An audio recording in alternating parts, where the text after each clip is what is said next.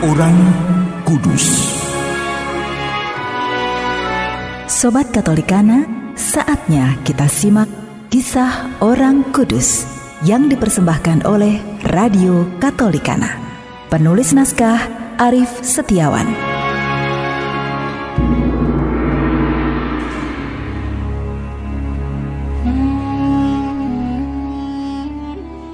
Saudara-saudari, hari ini kita akan mengikuti kisah Santo Yohanes Gualbertus.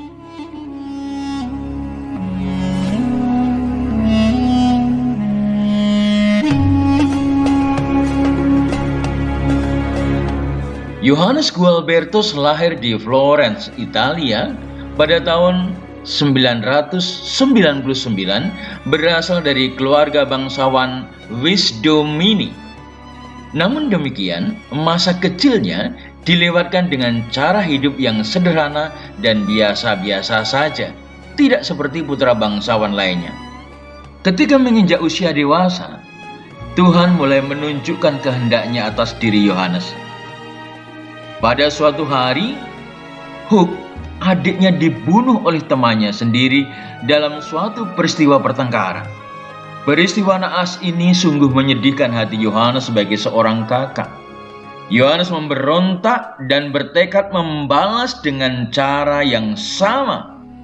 Ketika menemukan pembunuh adiknya, Yohanes segera menghunus pedangnya untuk memenggal kepala pembunuh itu. Tetapi justru pada saat kritis itu, Tuhan menunjukkan kuasa kerahimannya. Pedang yang sudah siap diacungkan itu terlepas jatuh dari tangannya. Bukan hanya itu, tatkala si pembunuh sudah pucat pasi, Yohanes justru memberi pengampunan. Pada peristiwa lain, ketika sedang berdoa di dalam gereja Benediktin San Miniato, ia melihat bahwa Yesus menganggukkan kepalanya dari atas salib. Peristiwa ini sungguh menggugah hatinya, mengilhami hidupnya, dan menggerakkan dia untuk menjadi seorang biarawan Benediktin. Setelah matang hidup rohaninya, Yohanes kemudian mendirikan sebuah tarekat baru yang anggota-anggotanya tetap berstatus awam di Volumbrosa, Florence. Anggota-anggota tarekat tersebut lalu dikenal luas dengan sebutan biarawan miskin, dengan tugas menyerukan perang terhadap praktek simonia atau praktek jual beli rahmat dan jabatan gerejani. Yohanes Gualbertus meninggal dunia pada tahun 1073. Karena kesalehannya, banyak mukjizat terjadi atas diri orang-orang yang berdoa dengan perantaraan Yohanes Gualbertus.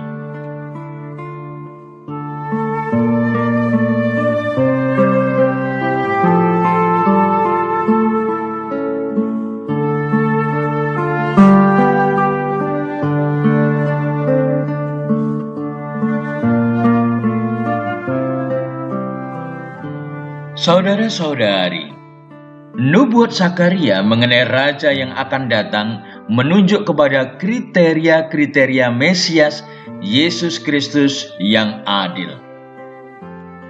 Keadilan adalah prasyarat pertama Mesias untuk jabatannya sebagai raja. Ini adalah dasar bagi semua damai sejahtera di dunia ini.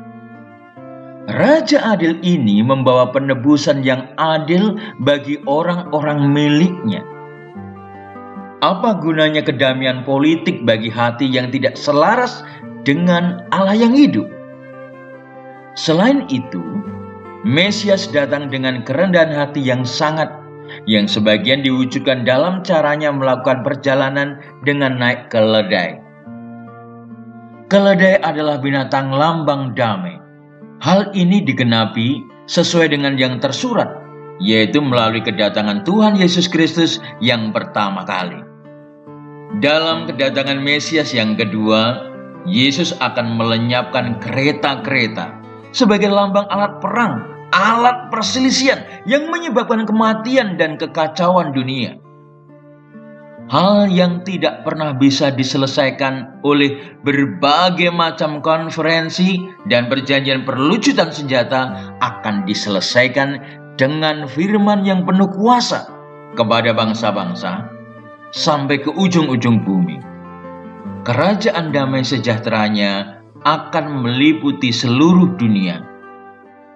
Oleh karena itu, kita sebagai umat Kristen harus teguh beriman kepada Yesus dan selalu mohon damai kepadanya. Sebab Ia adalah pangkal damai dan sukacita kita selamanya.